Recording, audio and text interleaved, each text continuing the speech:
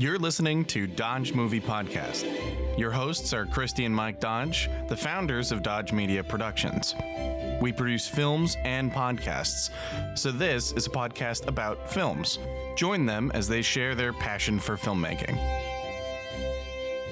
Welcome back, everybody, to the Dodge Movie Podcast. This is episode 93, where we are going to talk about 22 Jump Street that came out in 2014. It is directed by Phil Lord, who also did 21 Jump Street, Brooklyn Nine-Nine's pilot, and a few episodes of Last Man on Earth. He also worked with Christopher Miller. They did Cloudy with a Chance of Meatballs, and they did the Lego movies. It stars Channing Tatum as Jenko, Jonah Hill as Schmidt, Ice Cube returns as Captain Dickson, Nick Offerman, I believe, also returns as Deputy Chief Hardy, Peter Stormare, Wyatt Russell plays Cook, Amber Stevens West plays Maya, and Jillian Bell plays Mercedes. The DP is Barry Peterson. He also did Game Night, Jumper, and Central Intelligence with The Rock and Kevin Hart. The writer is Michael Bacall, who did the story, and Oren Uriel, who did the screenplay, alongside Rodney Rothman. The synopsis for this film is: after making their way through high school twice, big changes are in store for Officers Schmidt and Jenko when they go deep undercover at a local college. But when Jenko meets a kindred spirit on the football team and Schmidt infiltrates the bohemian art major scene, they begin to question their partnership. Now, they don't have to crack the case. They have to figure out if they can have a mature relationship. If these two overgrown adolescents can grow from freshmen into real men, college might be the best thing that ever happened for them. That synopsis is longer than the movie. I know. I should have given a warning, like, buckle in. Yeah. Go get some tea or something. All right. Once again, only one option for a tagline. Just one tagline. Sorry, Udo. One of one. Here we go. I think it will appease. Okay. They're not 21 anymore. Oh, yes. Isn't that a great, double meaning? Yes. That's a good one. Yeah, it fits the film. Yeah. Let's just kick us off. I'm looking at I have one bit of trivia, but it's just not that great. So kick us off with your pickup line. Previously on 21 Jump Street, which actually supports my theory. Because what it's telling the audience is, if you like the other one, you're going to like this one. They're just the same movie. Yeah. And I feel like this one hit the same tone. Oh, yeah. Part of that is because Nick Offerman's character talks incessantly about just doing the same thing over again. It's right there. They hang a lampshade on it. I love it. Hey, if it works. It worked. Yeah. Keep going back to the bank. And they even suggest many other works that could happen. Which is great. Yeah. In the end credits. All right. So how about for cinematography? I don't have anything listed. I mean, it looked fine, but I just didn't have anything that wowed me. Yeah. I had a couple of things that I made note of. First of all, there's a scene where they're kind of breaking up at the midpoint. They're in some warehouse where they're doing frat drinking games. Mm-hmm. And I noticed that they were both backlit by those orange pinkish sodium lights, that street lights, which are common. Both were backlit, and it was odd because street lights tend to be above you, but that's not important right now, but I did notice that. But they had a couple times where they did a really neat thing. So the first time was Schmidt was twirling his gun when he was kind of back on the bike patrol, and Jenko was twirling the football, and they were walking. And so it was split screen, Schmidt coming from the left, Jenko coming from the right. And then basically when they got to the point, the split screen went away and it was just a wide. And they did that another time. And I thought that was really cleverly done. So tip of the cap to, was it Peterson, that fella's name? That was kind of fun. Yes, Barry Peterson. That's more of an editing thing, don't you think? I mean, I guess they would have to plan it in they'd have to shoot it in a particular way. But yeah, credit also to the editor, to the whole filmmakers. Whoever did it, you did a good job. Yeah. So the opening scene is very silly, where we watch Jonah Hill try to put on his best gang member attire and attitude. Yeah, and I liked how he kept needing quiet to get into character. He reminded me of Vince Vaughn when he says, Yeah. like, go away, Yeah. I would do it for you. He just kept going, be quiet, I've got to get in character, be quiet. So I also liked that character because how ridiculous it was that he was dressed like a cholo. So for people who didn't grow up in the area, maybe it doesn't ring true, but it was spot on. And he in fact used a phrase that I remember hearing frequently throughout my teen years. Orale, vato. Man, I heard that a lot. What does it mean? Listen up, buddy. Orale, vato. You heard that a lot in line at In-N-Out? Yeah, yes. I think I only ever heard it on the premises. Of Were they In-N-Out talking to Burger. you or were they talking to their buddy? No, everyone. It was just kind of like I just heard it a lot. A lot. Yeah. Did you hear it at high school? No, I don't think so. Unless I said it. So this was the thing is, gosh, I was such a problem child, I think. There's probably our rules that are based on me, but I would, because I spent a lot of time in a neighborhood with graffiti, I learned to do graffiti letters. So I'm old enough that we had chalkboards, not whiteboards, but I would I would graffiti on chalkboards in classrooms with like actual With like tags? Yes, gang member tags. And what's hilarious is you probably didn't know what you were like. This is a sign of Satan or something, Right. But Yeah. neither did anybody else, Right. Well, okay. So I'm so old that we didn't really have art back then. Graffiti was people putting their names. Right. It was kind of like dogs peeing on a Oh, so tree. would you put your name or you Or would one of copy- theirs. Yeah. So You would like I'd okay, see a yeah. guy whose name was, let's say, Snoopy. That was his Yeah, tag. yeah. And I would mimic his artistic flair. And so Yes. the teacher would come into their room and they would, Chuco or Snoopy or something would be, and what the heck is going on here? Bola de queso. Yeah, oh, that would have been awesome. Maybe that would have been, Queso could have been my gang name. Orale, Queso.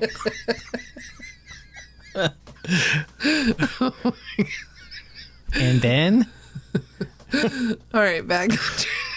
We're getting loopy here. oh yeah. Let's see. So, what did you think of the octopus scene? Because I love the humor of it, right? yeah, do you especially love that the makeup lady had to do for him yeah. the next day on his neck Right. the sucker? And not Points of entirely contact? realistic because that octopus had him completely smothered. Yeah. He would have been more than just those three. But okay, and a brief diversion into actual, this is learning, kids. So I just learned this recently.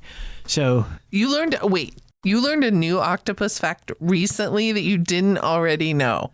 yes, and I forgot to tell you. So this is first for you too now. Oh my gosh. You get it? So octopodes, when they're startled, they will grab the thing. Oh, But they're not attempting to attack it. What they do is they basically grab onto it to Assess. then rotate around away from the mouth, claws, fangs of and the then, object. and then push off to flee. So they don't just try to run because then you'll bite them. So they basically jump on you and then rotate around to a safe zone, Which is and what then this flee. one did because it inked in his mouth. It did, and then it fled. So they're in that sense the original practitioners of Brazilian Jiu-Jitsu because they grapple onto you till they get to around to the back mount where it's safe, and then they disengage. They're very smart. So that was consistent octopus behavior, even though it was a little aggressive. Normally, octopodes like to just hide. Yeah, this one, obviously, I watched the behind the scenes to see kind of, because I think I looked down at my laptop, and so I didn't see how the octopus got on him. But apparently it just launched out of the tank at him, and Right. they wouldn't have done that, correct? No, yeah, an octopus They would wouldn't have done gone that. and hid, maybe. In this case, it was obviously a plastic fake octopus, which is nice because I don't think they can join SAG, so they wouldn't have got paid scale. Right. But I think someone just threw it on I Jonah. think it was more of a puppet though, because then later it walks, we see it like kind of walk away behind a box or a crate. Not so much out of the water, but in the water, octopodes can run. No, I know, but I'm saying I don't think I'm yes-anding you that I don't think it was Right. a real one, but I'm just saying I don't think it was just a plastic. I was giving a bonus fact. Just tell them to refer back to the My Octopus Teacher episode of the podcast. Right. I don't know if we covered running there too, but please refer back to the My Octopus Teacher episode of the podcast and go watch it if you haven't already. Yes. And if you need any octopus videos, Mike can I can hook you up. What's your favorite channel to follow on Instagram? Octopus Nation is probably the best octopus videos. We're going to get him a couple more listeners. Oh, yeah, totally. or follows. Okay, yeah. Every single octopus, marine biologist out there, you better listen to this podcast. It should be your favorite movie podcast. It should, because we're pro octopus. We are octopus forward. Yes. Let's see. I loved how... when they were talking to Nick Offerman, how they were so, meta or on the nose. They were just like, nobody wanted a reboot. Yeah. I love how they refer to it as a reboot. The whole conversation. Right. And then Nick just does that scowl. Mm-hmm. Right. That was great. His best Ron Swanson. Yeah. Let's see. What did you think of Jonah's slam poetry? I wondered when I was watching it this time and I got confirmation in the trivia that he was calling back to So I Married an Axe Murderer. No way. Yeah, they said that there's a thing in there where Mike Myers had done where he draws out the girl's name in too many syllables, and Jonah does that. It's a callback. Oh, how fun. And we've done both movies now. Yes. I think I really like this Lord and Miller guys because their sense of humor is aligning very much with mine. Yeah. I watched a couple, I told you off mic, I watched a couple behind the scenes and interviews with them, and I was so surprised how quickly they kind of launched on because they were doing Clone High on MTV. I vaguely remember seeing advertisements for it, but I never watched that. But then they got Cloudy with a Chance of Meatballs. And then from that, they got the Lego Movie. And then from that, they got 21 Jump Street. And then from that, they got Last Man on Earth. A series. Yeah. Yeah. And so these guys I wonder what they've done since. I didn't look that up, but we should go look. They're hot. All right. I loved the gag as they were walking out of the bathroom. And they both try to go through the doorway at the same time. And so it's that Stooges gag kind of, it's just stuff like that. I don't know. It doesn't ever get old. I enjoyed that. What other writing things did you like? There is some really good jokes that I thought were surprising. I didn't see coming, but I like how Jenko is taking human sexuality and he's studying and he says to Schmidt, "Did you know I used gay slurs in high school?" And Schmidt says, "Yeah, at me." And I thought that was a good bit. But some of the best jokes came from the Mercedes character played by Jillian Bell. And she just had one after the other as she insults Jonah Hill's Schmidt character every time she sees him. Yeah, there was some fun trivia for that. She always made fun of his age and said how old he looked. And she'd say "Oh, you're so 30." And she was 30 at the time. And they had all this trivia about her and making all of those jokes. Yeah, I enjoyed that too. And they hung lampshades on stuff everywhere.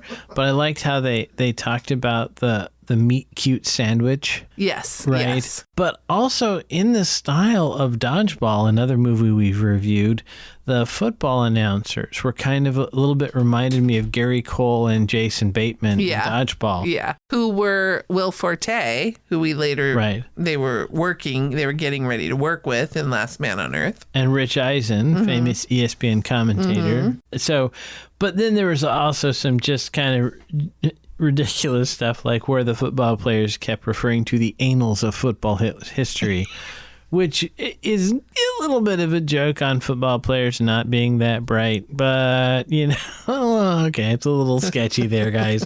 They did better work. That's not their best, I guess. There were 3 different times I remember they mentioned in the trivia that they kind of did stuff like that. Right. But speaking of hanging a lampshade on it, the tattoo... At one point, they said, "Well, it's the Plainview red herrings," and it was a red herring. I mean, I like that. I like that silliness. So, what did you think of the sculpture garden and the testicle statue that they plowed through? Well, I wouldn't have believed it was true, but I read that there's a similar looking statue in Tulane. Yeah, which is where they filmed it. Yeah. Okay, so I have a little bit of collegiate statue trivia. Okay, please. Right. So there were many pieces of sculpture on the campuses of the 5 college campuses. And this is a famous story that almost ended on one of them. So, well, just for the listeners, what are the 5 colleges? It's the Claremont colleges down in Claremont. So Harvey Mudd was where I matriculated, but also they have Pitzer and Pomona and Scripps and Claremont McKenna, which used to be Claremont Men's College, but then somebody forced them to admit women, so they had to find a guy with an M for a name that they could keep the letterhead. But anyway, so there is a student who shall remain nameless, although if he somehow is listening to this, he'll probably recognize his story, who he and his roommate had 2 lady friends over, and they had been perhaps consuming some giggle juice, and decided that despite the fact that it was finals week, like late at night would be a good time to run throughout the hallway squirting each other with whipped cream. And this irritated the other students. So after they had consumed lots of giggle juice and then passed out, the other students decided to exact revenge. And they grabbed this fellow who was, as you are if you're having a whipped cream fight with 2 young ladies, naked. Okay. And they were going to duct tape him to the statue on the Scripps College campus. And however, as they were carrying him, he began to regain consciousness. And it was a long way to carry him. So they instead stopped and just duct taped him to a local railing on one of the other dorms. But that sculpture, I believe it was referred to as the zipper. And it made no sense, as these sculptures apparently are required to do. So whether it be testicles or zippers, that's how you sell sculpture to a college campus. They're very abstract. Yeah. In the old days, right? Didn't they? You'd have it be something. Like, I think Mayor McCheese would be a great statue to have. All right. Unlike other podcasts, I have many notes under the sound section. Okay, let's hear them. Okay, you ready? So first of all, they proved in this film why glass is a horrible texture or barrier, as it were. Material. Yeah, material for a sound booth. Oh, yeah. Because I can't believe that they didn't loop it. And maybe they were just being... So Ice Cube, coincidentally, has an office that looks like a large block of ice. Yeah, yuck, yuck. As they say. And you can hear the acoustics are far worse. There's a lot of reverb. Right. In that. Because you have 5 walls because of the ceiling. Right.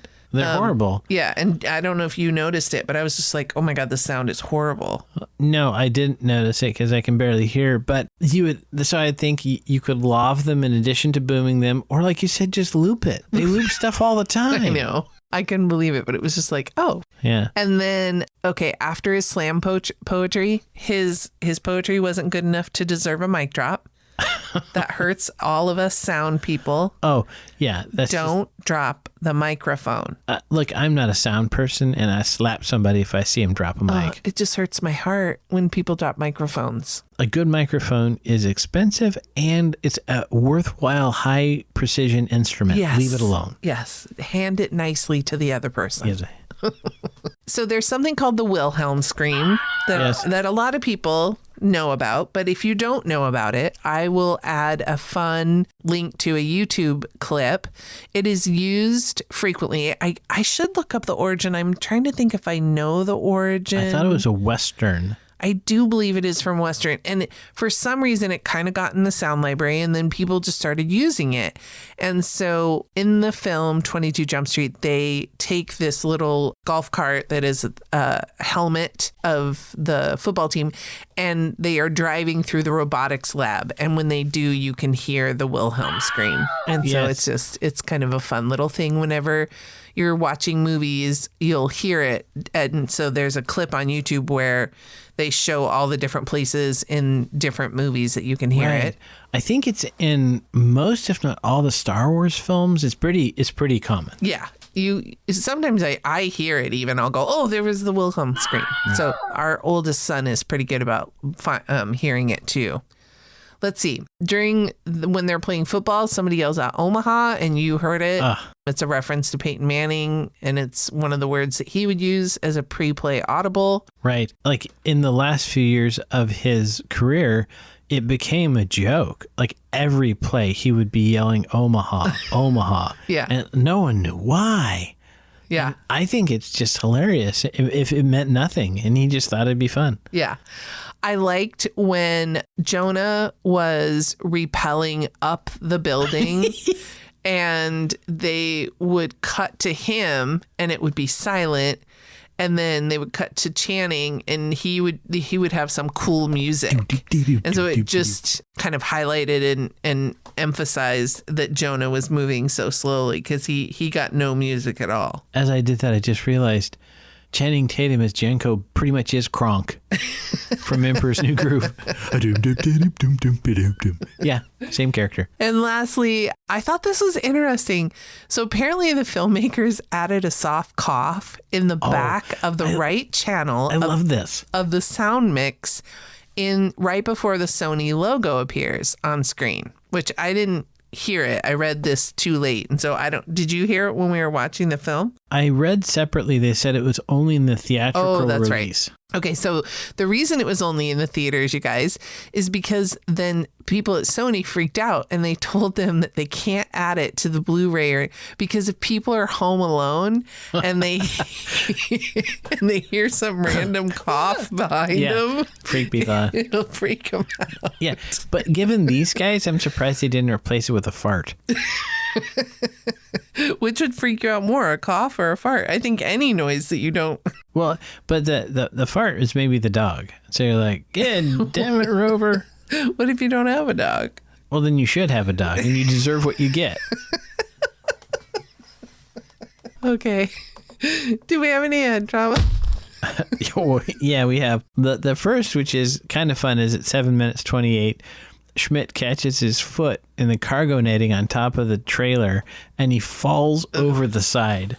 And I know the stunned person was fine, but man, that seemed painful. Yeah. Also, I listed when Jenko throws himself into the dorm bed. As he's doing that, I'm thinking, those beds are not that soft. And you hear a thunk and he clutches his head. And there's probably more, like, I don't know if it counts, like when Schmidt dives through the beer cans at the frat hazing. Does that quite count as trauma? Well, then right after the cargo net, he took an I-beam to the chest. I mean, yes. That couldn't have felt great. Yeah, I think that would in real life be fatal, but there I guess it's cool, right? Alrighty. Did we get a smoochie in this film? Smoochy, smoochy, smoochy. Do we have a romance? Kind of. Well, the thing is, Schmidt and Ice Cube's daughter, they bump uglies, as it is maybe said in Tango and Cash. Right. Call back to the previous podcast. But I don't believe we see that. We see them waking up, and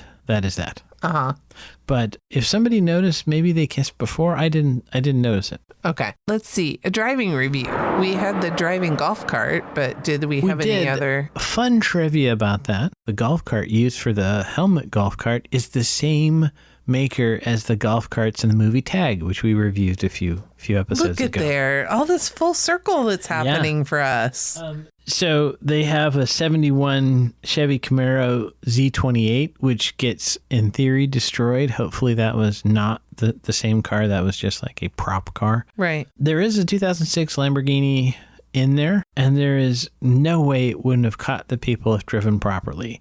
Those things are wicked fast. But I think the gag was that Jonah Hill's character wasn't that good at driving. So it's okay. All right. Should we go to the numbers? Let's go to the numbers. All right. This movie had a budget of $50 million. It 6 times, almost 6 or over 6.5 times that, at a worldwide take of 331 million. It did 191 here in America, but then worldwide got $331 million. So what kind of back-end action do you think Lord and Miller had? Because that's a good film. It's a pretty good, they can make a case for 23 Jump Street, I think. I would watch it. Yeah. No, I mean, if these guys did it, I think it'd be funny. And people agreed with you on IMDb. They got a 7 out of 10, which we know for IMDb is pretty good. Especially for comedy. Critics actually loved it more than the audience. They gave it 84% to the audience's 77%. So. Okay, that boggles my mind because Right? these are the same idiots that thought Armageddon Time was good. Yeah. Oh, yeah. And normally critics don't really like comedies. Yeah. So they loved it. This one is just under 2 hours at 1:52. It is rated R, and it is listed as an action comedy crime film. It is a Columbia Pictures, and Channing won Best Comedic Performance at the People's Choice Awards for Favorite Comedic Movie in 2015. Oh, So there you it's go. an award-winning film.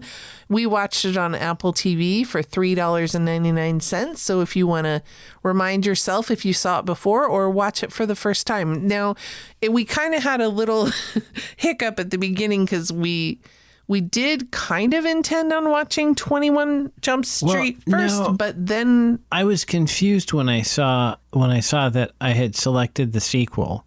But then you properly identified that it had the bromance. 21 Jump Street didn't have the same level of bromance. right, because the bromance isn't between Jonah and Channing. It's No. between Channing and Wyatt Russell. Yeah.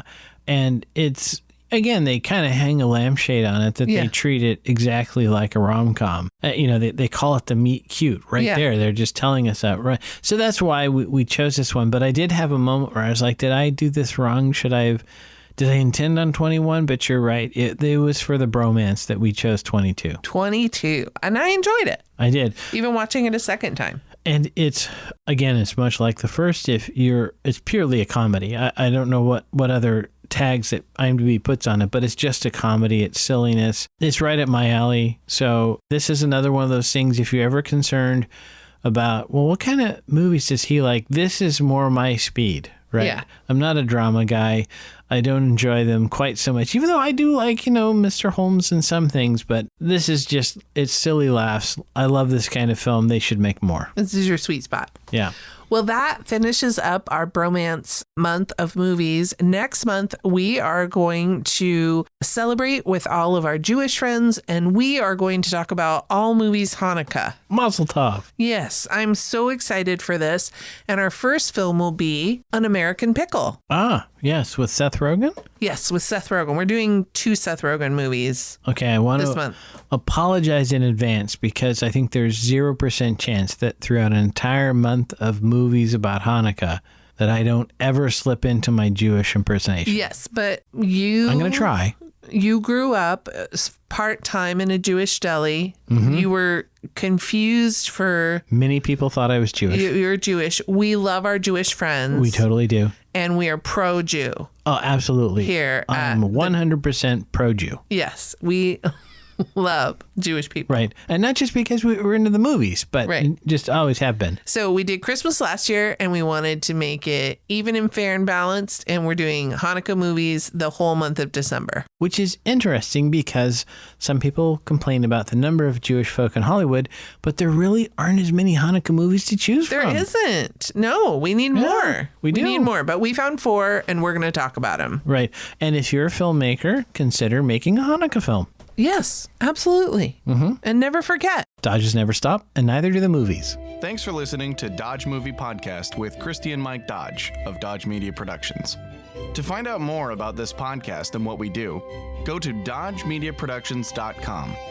Subscribe, share, leave a comment, and tell us what we should watch next. Dodges never stop, and neither do the movies.